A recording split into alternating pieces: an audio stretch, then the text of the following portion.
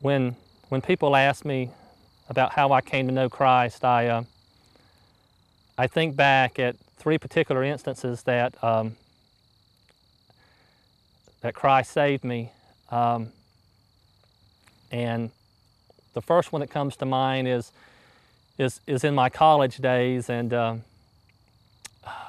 me and one of my friends, we had won a contest. We won a little bit of money, and we had planned to go out that night drinking at the beach, and we had another friend that went with us, and we all rode down together, and it was a pretty hard drinking night, and I remember that coming back.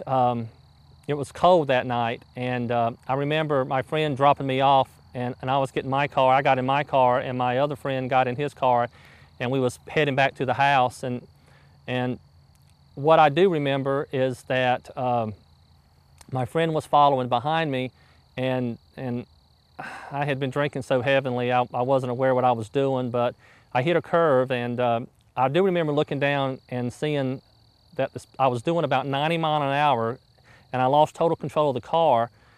All I remember is going round and round, but it just felt like that I was just being held in someone's arms, and I landed immediately down in the middle of the road, and I got out the car, and my friend pulled up behind me, and he said, "Fred, I just can't believe what I saw." And I said, "What was that?" And he said, "Man, if you don't believe that there's a God in heaven, man, you'll never believe it." Well, you know, life kind of went on a little bit, and I wasn't walking with the Lord, and I took a job in Charleston, South Carolina, and I was working in a shoe store, and I remember that we had planned a weekend at the beach, and my two other friends, one was at Carolina and the other one was at Wofford College, and we was planning on getting together. What we would do is I would get off at Friday at 5, and we would plan to go down to the beach and stay a weekend. It's just a weekend of partying.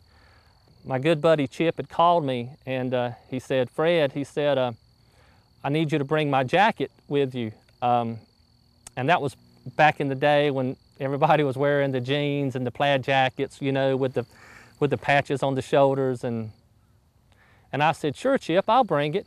And anyway, it got so busy I wasn't able to go that weekend. So, I stayed in Charleston, and I went back to my apartment, and man, I was just so upset because I could not get away and go down and party for the weekend.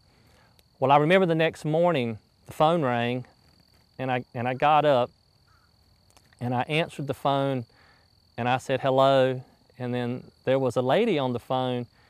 She said, "Is this Fred?" And I said, "Yes, ma'am."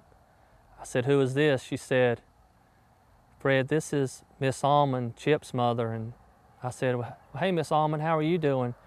She said, "I'm doing fine." She said, "Fred, could you bring Chip's coat home tonight?"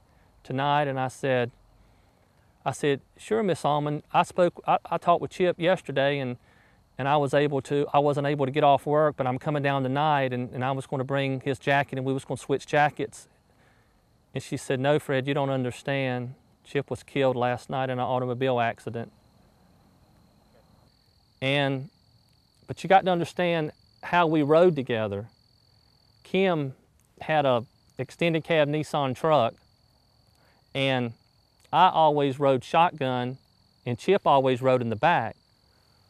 Well, I wasn't able to make it down Friday night, and so Chip rode shotgun for me.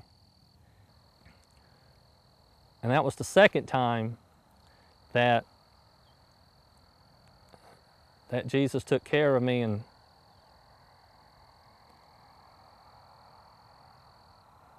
I just was nowhere near, walking with him or anything. Well, life went on, and and I still hadn't learned my lesson. And